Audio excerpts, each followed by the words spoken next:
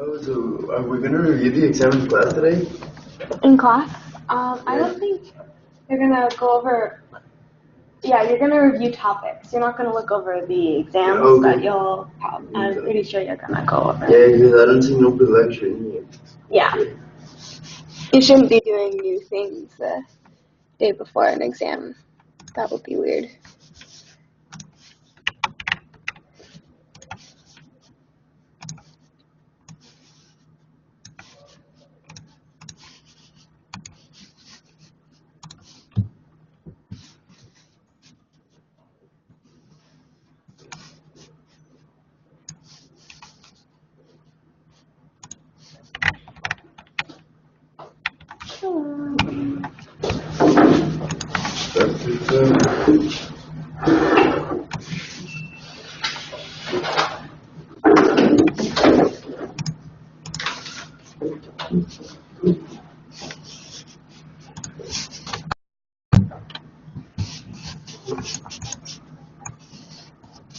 Were there any particular questions on this one you guys wanted to go over?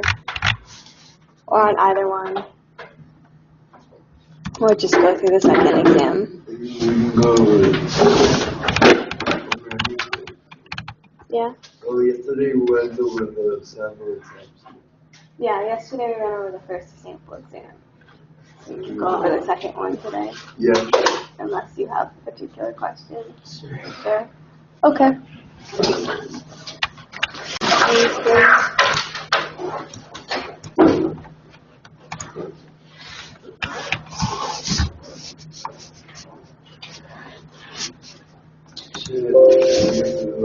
Tomorrow, right? Yeah. Do you need any help after that? Yeah, that's good. Yeah, that's good. Okay.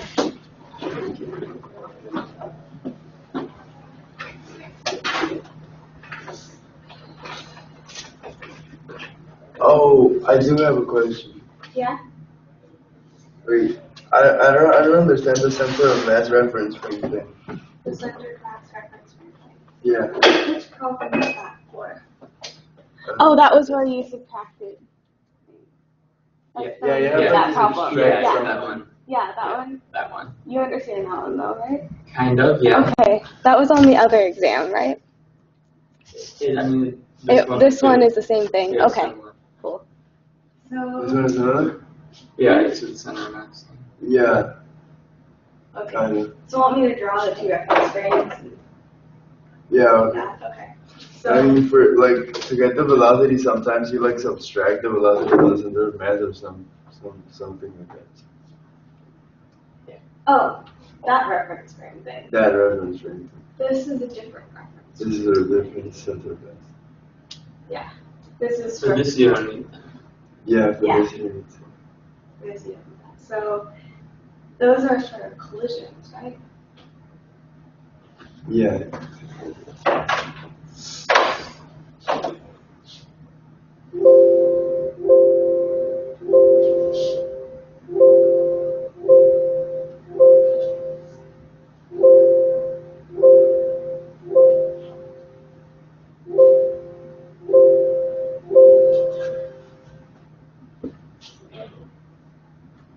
That would be this one. We do that one. So the formula for things in the reference frame of the center of mass is the velocity of the car with respect to the ground, or I'm going to call it blocks because it would be easier, I think. The block with respect to the ground is equal to the velocity of the block with respect to the center of mass. And then this is plus, I think, the velocity of the center of mass with respect to the ground. So the way you come up with that is the inner indices cancel out. So adding them together, you get that. Does that make sense? So you could have like AB equals BA or BC,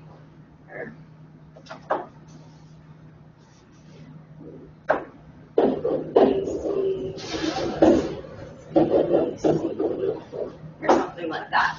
Like, because when you add them, these two have to be the same, and then the sum has these two. And it's the, so up here it would be the block with respect to the ground, so it's actual velocity. This is the block in the reference frame center mass, and this is the center mass in the reference frame of the ground. Into the center of mass in the reference frame of the ground. Yeah. What's that? Like, how do you get it? Okay, so for that, the velocity of the center mass with respect to the ground would be equal to the velocity of part 1 with respect to the ground times its mass plus 2m2 over. Okay. And how about for the first one, VBC? This would be what you want to find. So you would take this equation, which you know is true because the inner indices came out, and you would say the velocity of mass of one of the blocks with respect to the center of mass is equal to its velocity with respect to the ground minus the velocity of the center of mass with respect to the ground. So you know this value. This would be the V1 or the V2, depending on which block you're doing. And then to get the final velocity, you would like switch the signs and then add. Yeah, you switch the signs and then plug it back into this equation to find its final velocity with respect to the ground. Okay. Okay. Want to try this problem with numbers this way? Yeah. See if you can do it.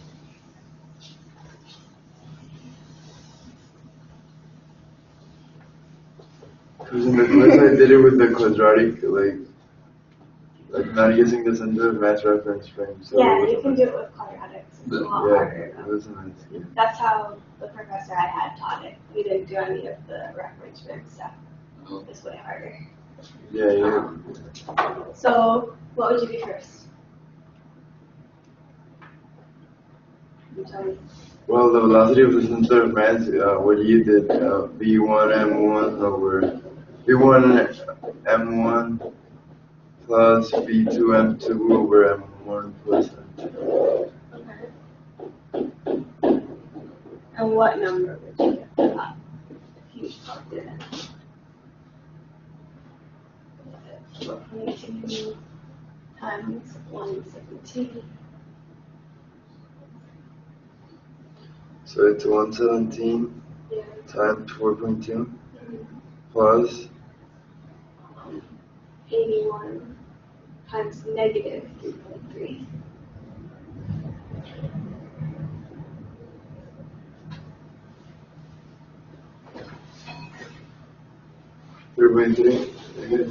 Yeah, negative 3. Over 117 plus 81. Yeah. So you get 1.13.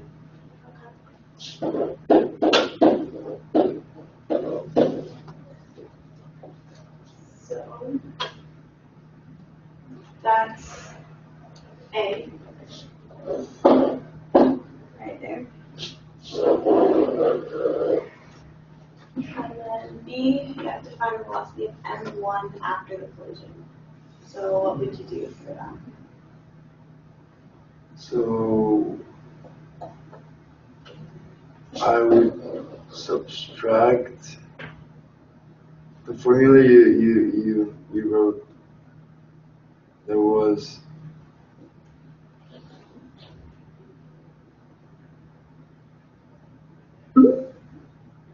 I don't remember it. Okay. Do you remember how it worked with the inner indices canceling.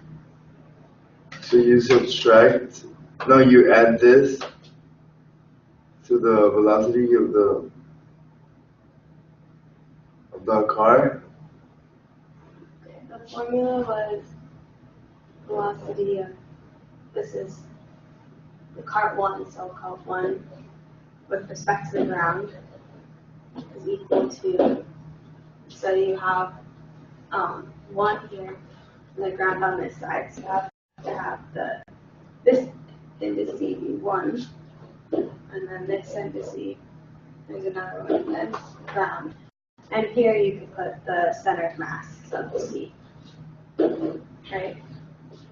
So you are trying to find, and you know this works because these cancel, and then the outer indices become the indices of that one, right? So you're trying to find the velocity of V1 with respect to the center of mass. Yeah. Right? So what would you do? So we have a velocity of the center of mass with respect to the ground, right? Mm-hmm. We have this value. Which is 1.13. Mm-hmm. And we also have V1G. Mm-hmm. Okay, we'll subtract that. So V1G was 4.2, and then VCG was 1.3.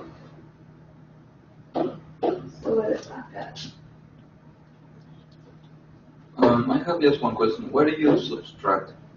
Why do I subtract? Okay. Because of this formula you came up with, has the velocity of part 1 with respect to the ground is equal to its velocity with respect to the center of mass plus the center of mass's velocity with respect to the ground.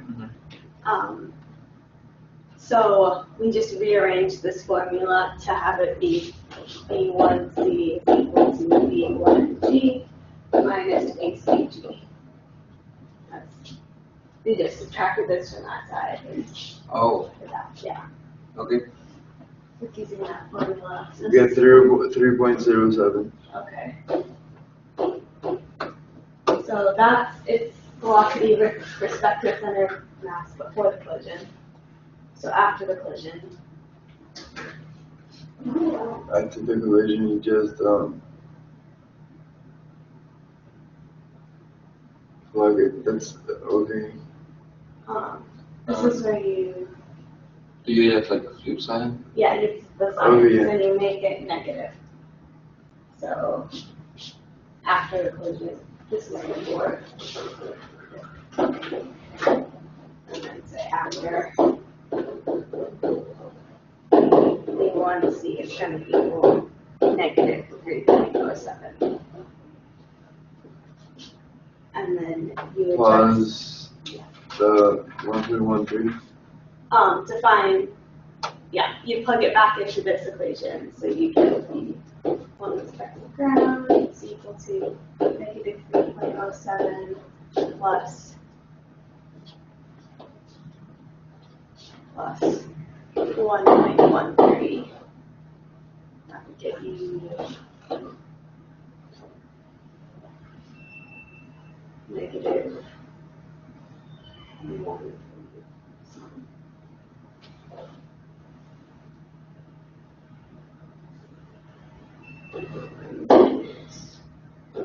1.94. Would be fine. Okay.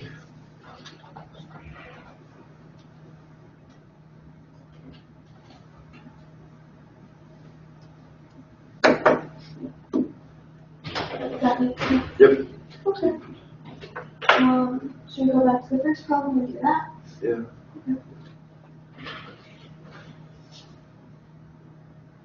Okay. So how would you start this problem?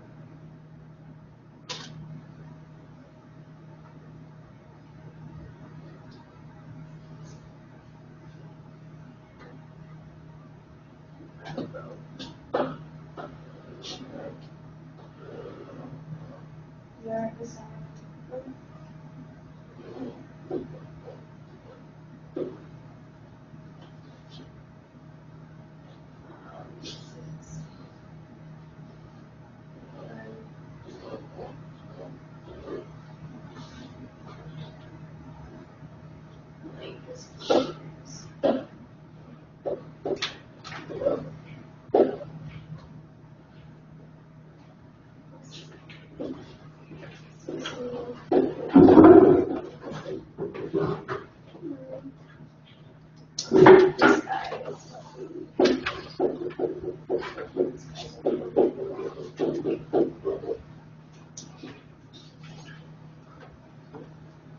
Okay, so you just calculate center of mass. Yeah. With your formula. What's the formula? For the formula, Position times m, like it will be in this case 2 times 60 plus 4 times 120 over, and then 2 plus 60 again? 2 times 60 again? yeah, or that's 80, but Oh, yeah. yeah.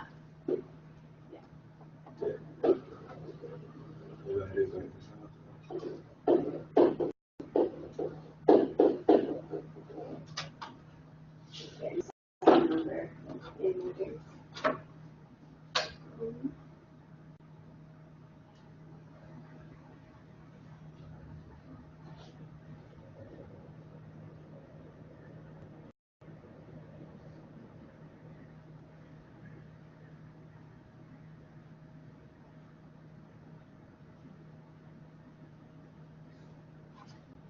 You get 2.92.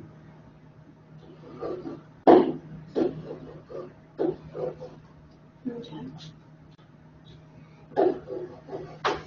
So that would be about here, which makes sense. Yeah. So part B, the two people switch places and you have to find how much that causes the boat to move. So how would you go about solving that? Then we calculate it again with the new equations. Okay. And then subtract both of them. Okay. That's right. So you have, what would you have now? 2 times 60 plus 2 times 120 plus 4 times 80. Yeah.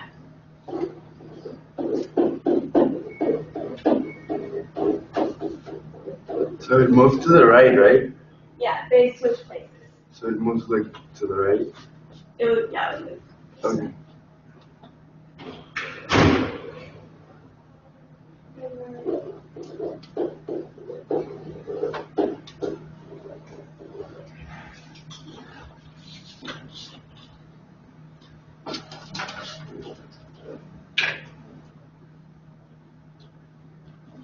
.308. Yeah. Or, sorry, that's like the final answer. That's the final answer. Okay. Yeah, that one is 2.62. So, yeah. 0.3.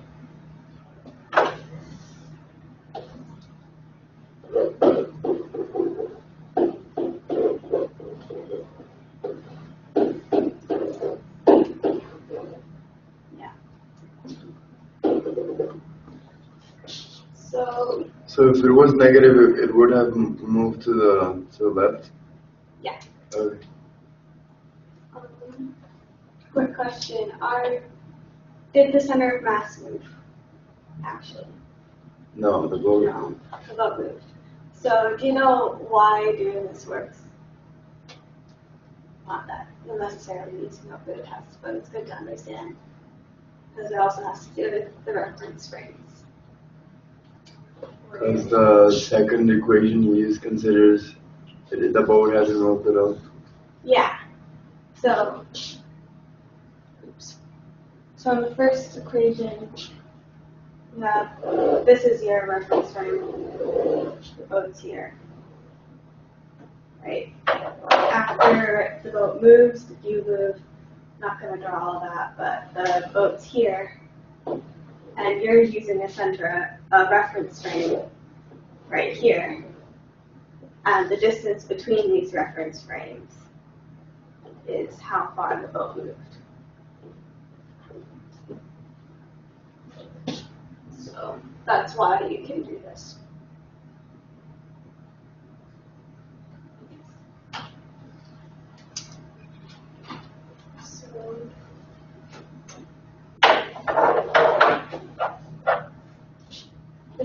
similar to a homework problem, I think.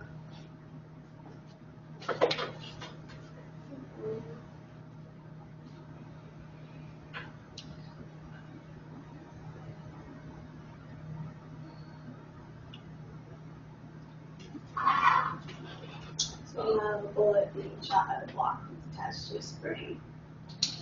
You have to find the momentum before and how far the spring is from that.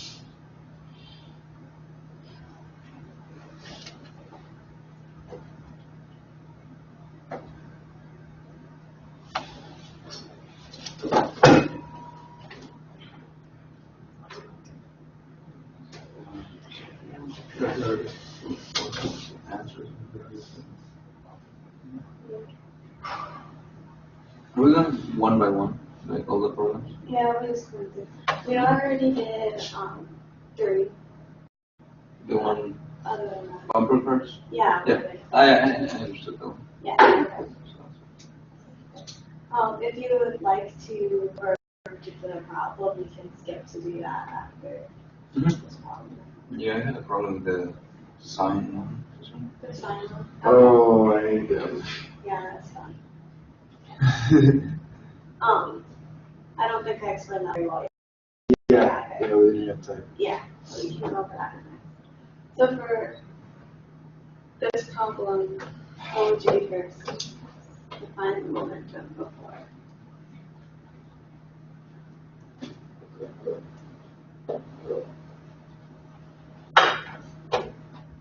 So you just add the momentums. Mm-hmm. So, and you have to convert 20 grams to kilograms, right?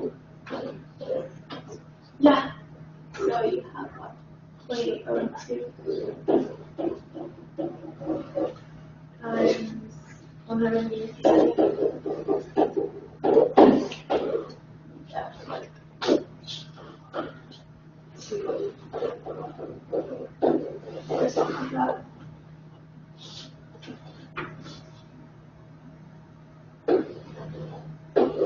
then what would you do for B? It's not, What? That's it's not really different. What would you do for A? We have to divide by the total mass. Right, yeah. Yeah. Yeah. Yeah. Oh, 9. So the bottom is 2 plus Wait. 0.02. Why would you have to Why would you divide divide it by the total mass? No, that's No? what I did. Yeah. Yeah, you just Because found the minus. momentum, you just found the On the plus is velocity of the center of mass. Yeah, right. Okay, Yeah. that's good.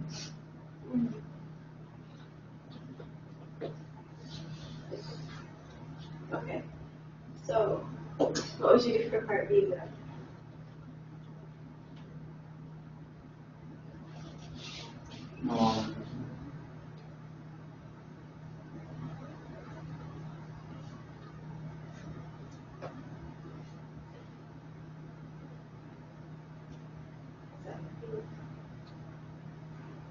What you did actually was for the first part, part B. B. Yeah. Because momentum is conserved, and so you just find the velocity right after they collide. And then use conservation of energy to find how far the spring compresses. Oh, so you cannot use the velocity they gave you at first? For the conservation of energy? No, because the collision is inelastic.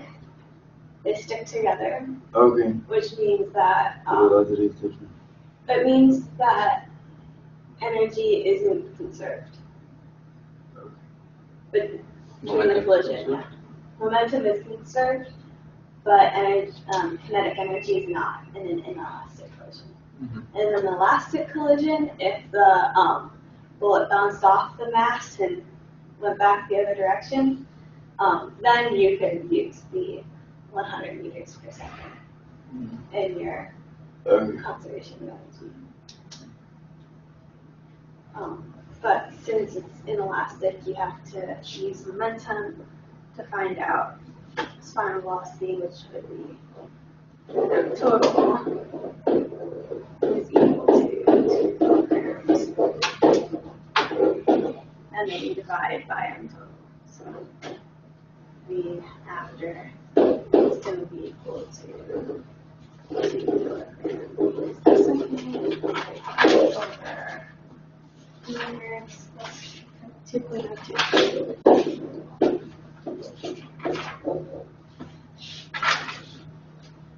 Yes, so it's a number, whatever number you have, 0.99.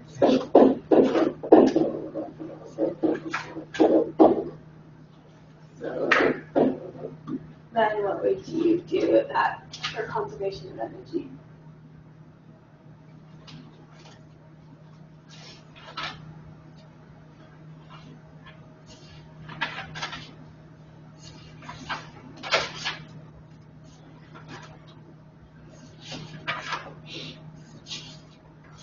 Make energy equation. Yeah. Yeah. What's the energy equation? 1/2 mv squared equals 1/2 kx squared. Yeah. And you just find v and you have m and you have k. So you just put that. So,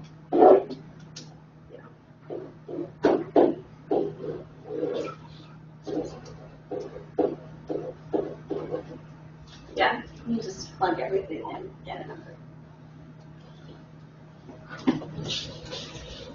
Wait, let me take a picture. Yeah. I can also make these into PowerPoints and send them out if you guys would like that.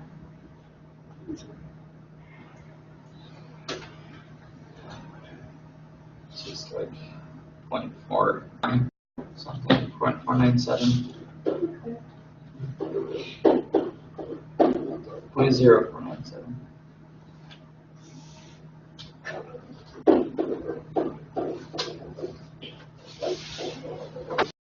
It's like 4 centimeters.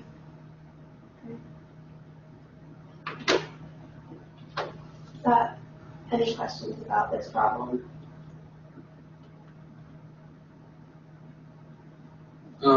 How do you equal the kinetic to the string energy? This is conservation of energy.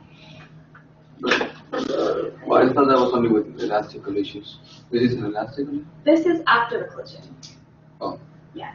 So because energy is not conserved in an inelastic collision, we have used conservation of momentum to calculate the velocity after the collision. So now they've collided, they're moving at an initial velocity, and energy is conserved. And so we use energy before it starts compressing the spring, but right after the collision, which is this velocity, and then when the spring is fully compressed, there's no velocity. So Yeah, I was just wondering because they said it was inelastic, but then. yeah, that's separate. So this is when the collision happens. Right? So this is after.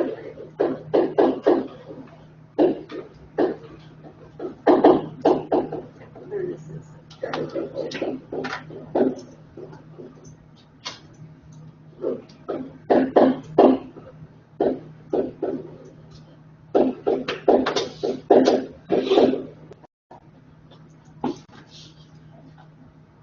Is that all questions on this one?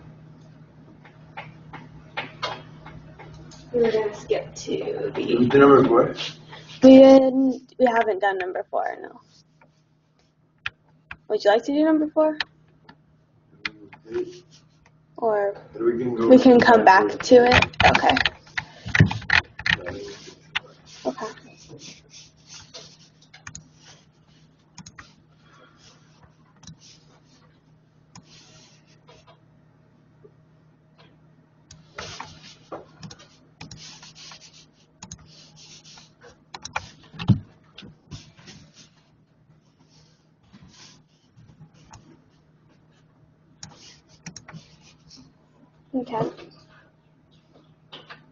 Okay.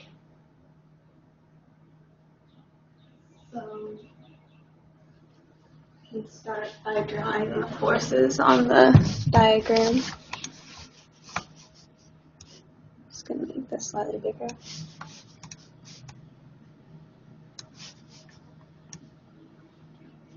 Yeah.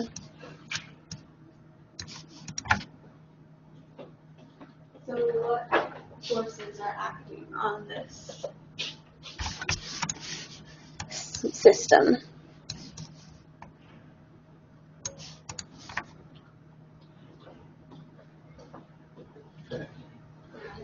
Yeah. Where is gravity acting? The sign. Yeah. So.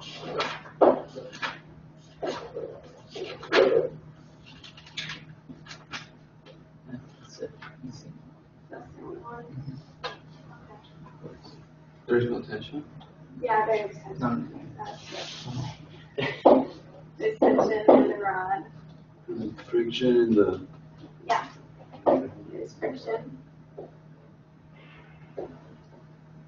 And one more. The force from the wall. Yeah. This is a normal force from the wall. And if you want to be really go with this, we're looking at the this rod here. That's what matters, or beam or whatever it's called.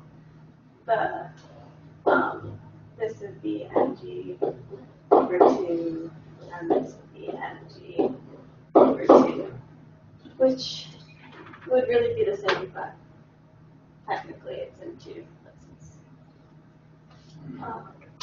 Do that.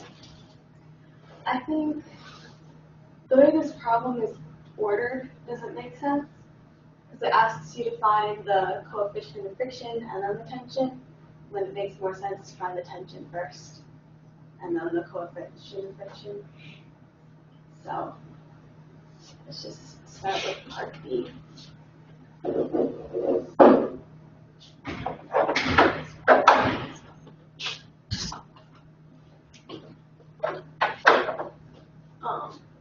So where would you start to find the tension?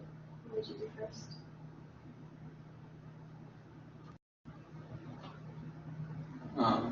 Sum of forces. Some forces in which direction? Like first in the X and then the Y. Okay.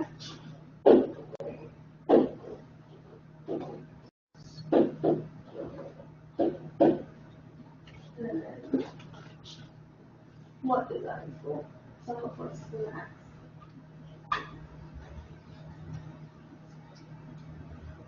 And also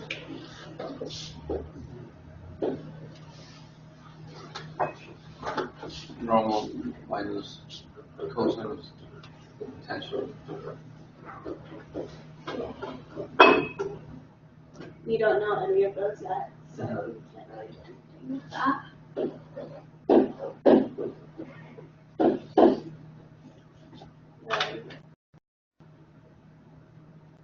Some of forces in the Y direction. P sine theta.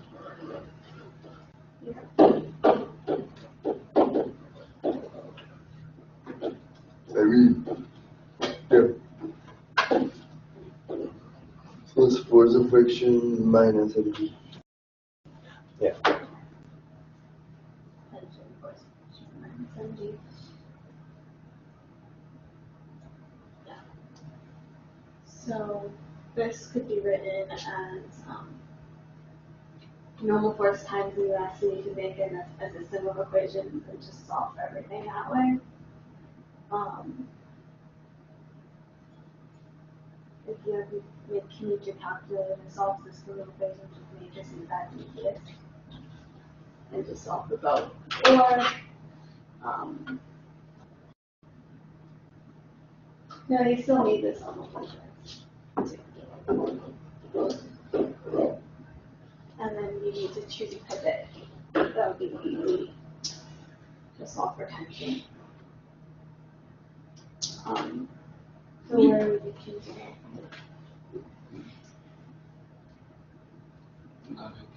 The wall maybe? Yeah. Because there are more forces there? Yeah, there are the most forces that you don't know right here. Mm-hmm. And tensions are there, so that's probably the best spot to choose. So, what forces do you have to take into account right there? mg over 2 times 1. Okay. And then is that, so that's negative, right? You could choose either direction for positive or negative. According to the right hand rule, that's negative. Yeah. But you could also have the opposite if you found. Why is it mg over 2 times 1? This distance is 1, because the whole distance is 5. So, yeah. Oh. Yeah. Now what else? Minus mg over 2 times 5.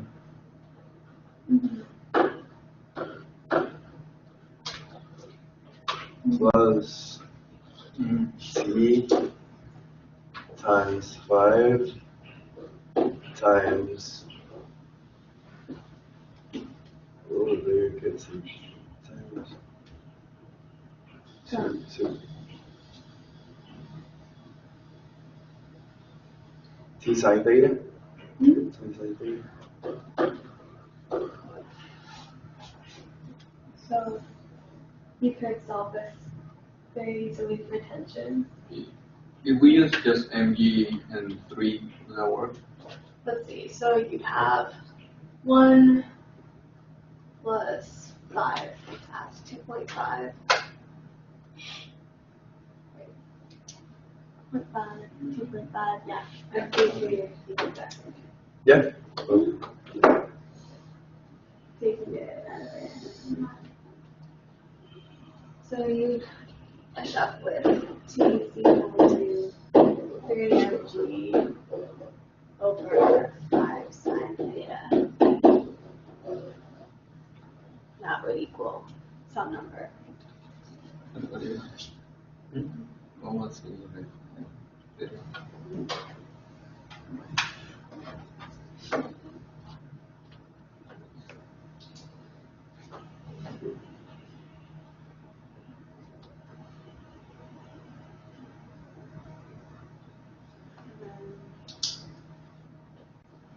Start part A.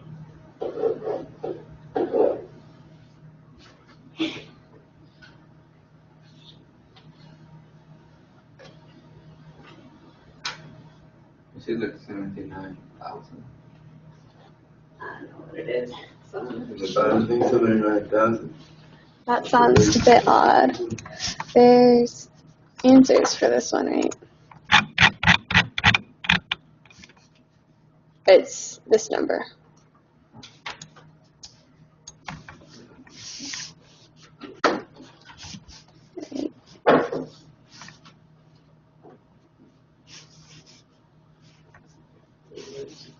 Okay.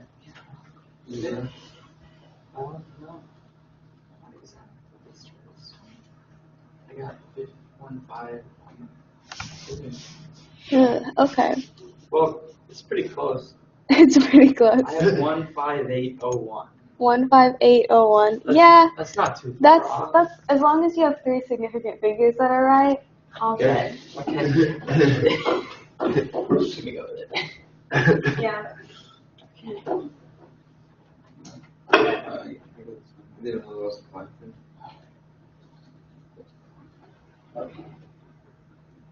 And then part A wanted you to solve for the coefficient of friction. So what would you do to find that? You use this all forces in the y direction. What's the force of friction equal to? Normal times mu. Okay. So you still don't know the normal We force. don't know the number. 23. But we have t. Yeah, we have T, so you can solve for the normal force. Yeah. So from the first equation, we have the normal force is equal to T sine cosine of 32 or 23 or whatever it was. 23. So you can find that number. And then you use the sum of forces in the y and solve for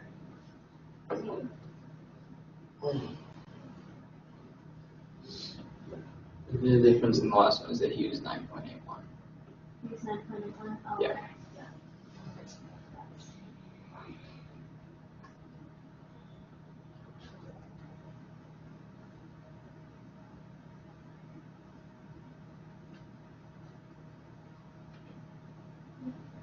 How do you do the one in the y direction again? So you have force of friction, so that's G. We use mg from the sign. Not mu. Yeah. Yeah. Yeah. You find the normal force. You find the normal force in that. Okay. Mm-hmm.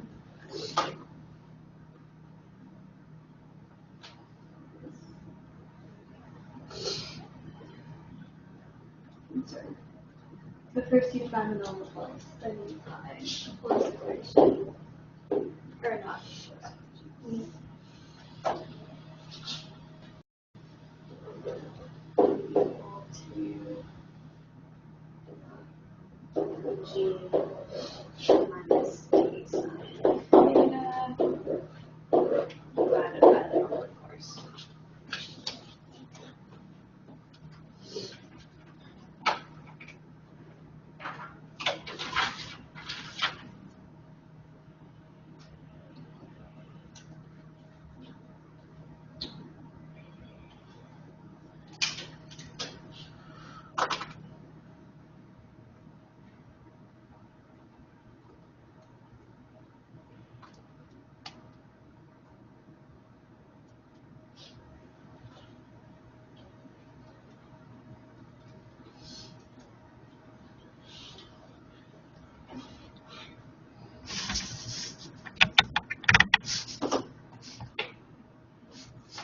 So, do you guys have any questions on this one?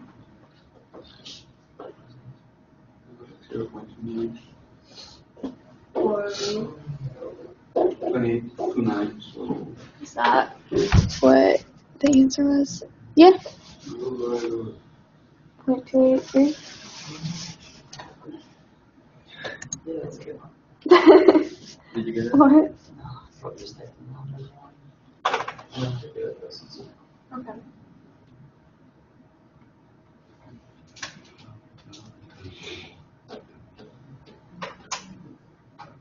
Does anyone have any questions about how to come up with the process? No? Okay.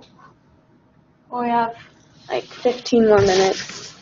So, would you like to? You put the answer for, yeah, you put it in like, Yeah, it's all the same. uh, Answer key.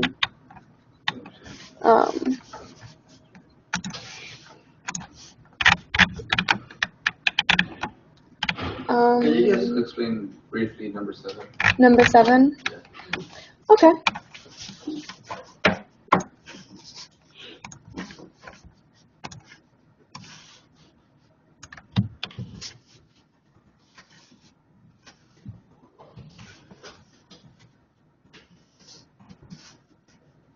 Okay.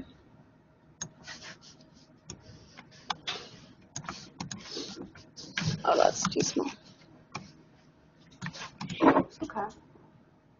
So it's asking you which one has the most kinetic energy at the bottom of the ramp. This did the same velocity, right? No, we start at the rest. Okay.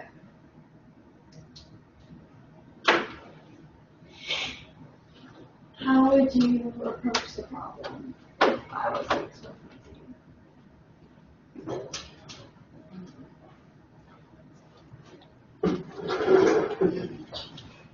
Yeah, energy.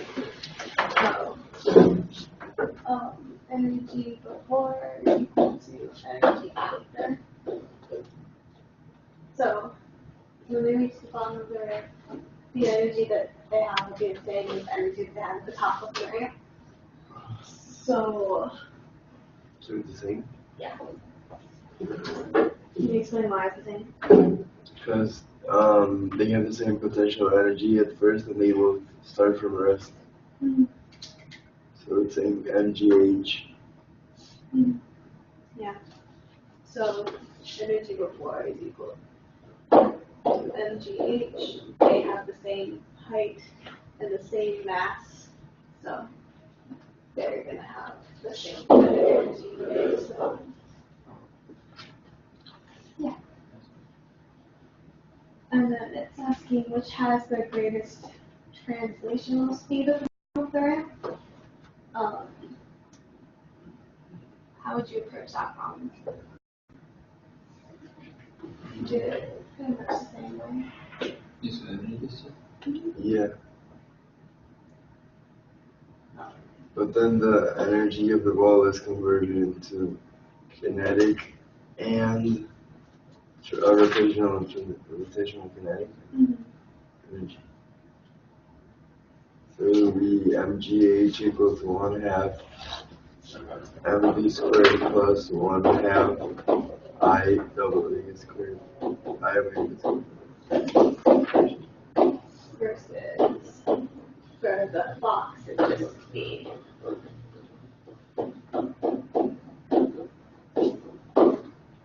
So which one would have the greater speed at the bottom?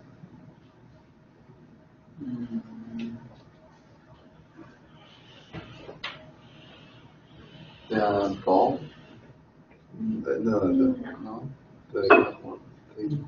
Because that's the reason. Because it has more because it's being But split it's up the more. translational speed. It's more. Yeah. Oh. So when can you use omega times r equals b? Because sometimes in the homework it says like in this case you cannot use omega times r equals b. It's when it begins rolling without sleeping. So if it's rolling without slipping, w times r equals b.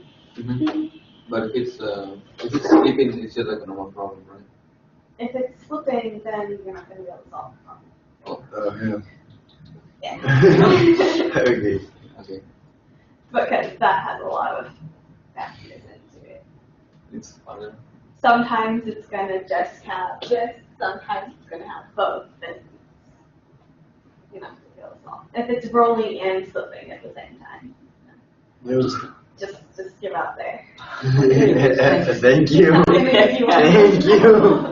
I don't know how to solve that problem, so not that I know that much, but it's not gonna work. Real bad. Gotta become a stripper. Okay. So it's on the block. Yeah.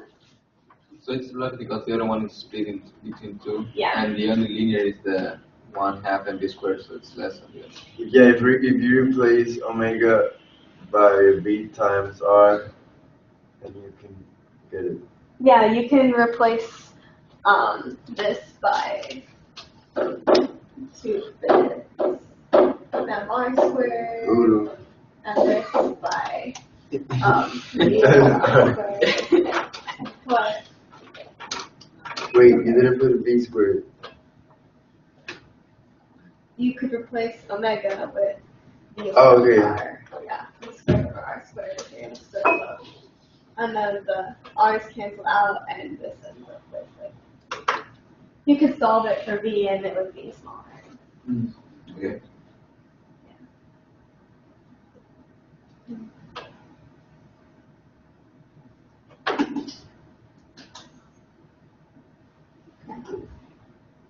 So, want to do But wait, eight, this problem, if they started with the same speed, the ball would have more energy, right?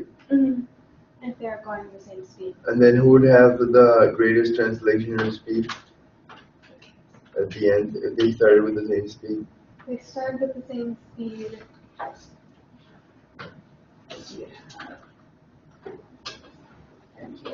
It'd be the same. The block would have more speed at the bottom. Okay. If it started at the same Does speed. it change something that if they start at rest or with the speed? Yes. In the other test, you had this test. We had a problem with they're on a flat surface and they're starting with the same speed Mhm. here, and it asks which has more energy. And in this case, the ball has more energy because it has both Kinetic and rotational, whereas whereas the block only has translational energy. I have a question. In the problems of the hinge, so you know you have to, like the hinge has forces in the x and y direction. Mm-hmm. So when you're getting the tau of the hinge, so you use different angles. So you use, for example, if the angle is, Mm-hmm. you use like for the y direction you use cosine theta, and then for the x direction you use sine theta. I think so. Having trouble visualizing what you mean though. Yeah, So you're talking about the hinge. If you have a hinge, so there's a hinge and then there's the beam or Yeah. whatever. So how do you get the torque in the hinge? The beam's flat, but it has a force in the y and a force in the x. And you're solving the torque without it here. It's still the same way of R cross product with a vector you draw here, No, but your perpendicular yeah, no, but like with an angle. with an angle. Okay. So for some reason you're solving the torques of these vectors about this point. Yeah. Okay. Then here's your radius right there. For y force, use this angle. For x force, use this angle. And sine of both. But depending on which, if you were given this angle, then it would be sine for x and cosine for y. Okay. If you're given this angle, it would be. You're talking about the force of that Hinge. hinge. Yeah. Yeah, hinge. Mm-hmm. Yeah, force from the hinge.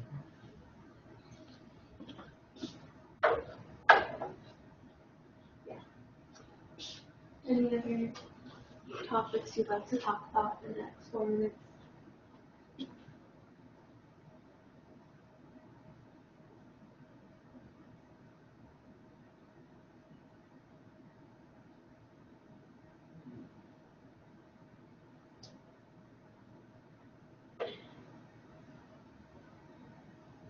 or we could just go over another problem.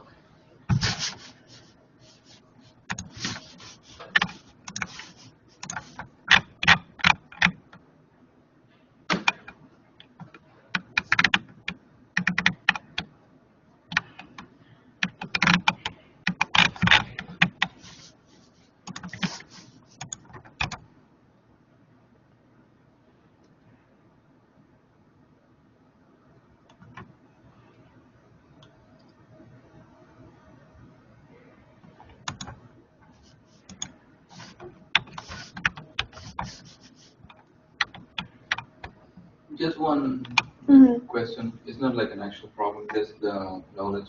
Mm-hmm. For problem number 8, you want to read? 8. When they say, whenever they say something like, how much extra mass could the gymnast hold before the beam begins to tip? That means right when there's no force in the last one, in the other one. So there's some force on this, like hold. When the beam's about to Mhm. hit this, you would make this the turning point. You would imagine that's not there. Mhm. You would have mg of beam, and you have mass of gymnast plus the extra mass times g over here. Mhm. You would solve the torque about the pivot. Okay.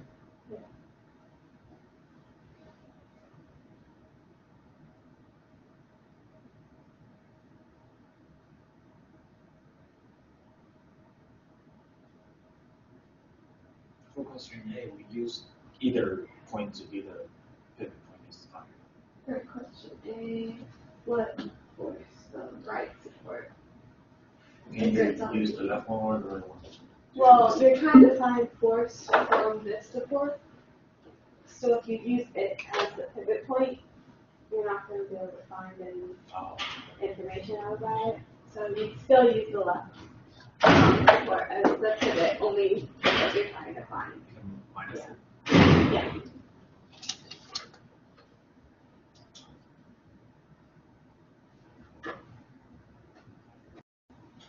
And when the second support like disappears, can we take the center of the beam as the pivot point? It's just a question. No, right? Well, if you solve for the force here, I guess technically, but it's going to pivot actually, right? Yeah. Here in real life, because Yeah. You can choose other pivot points, like even though it's not gonna pivot there. Like the center of the beam. not necessarily. Okay.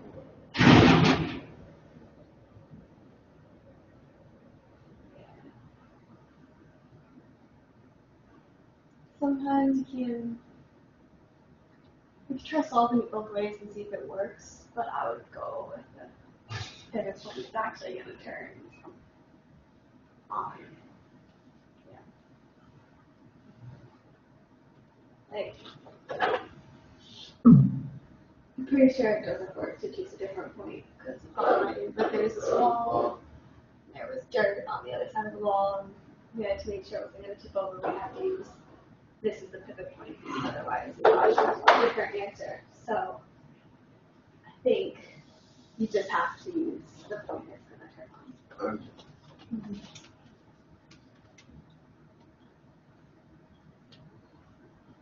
Okay.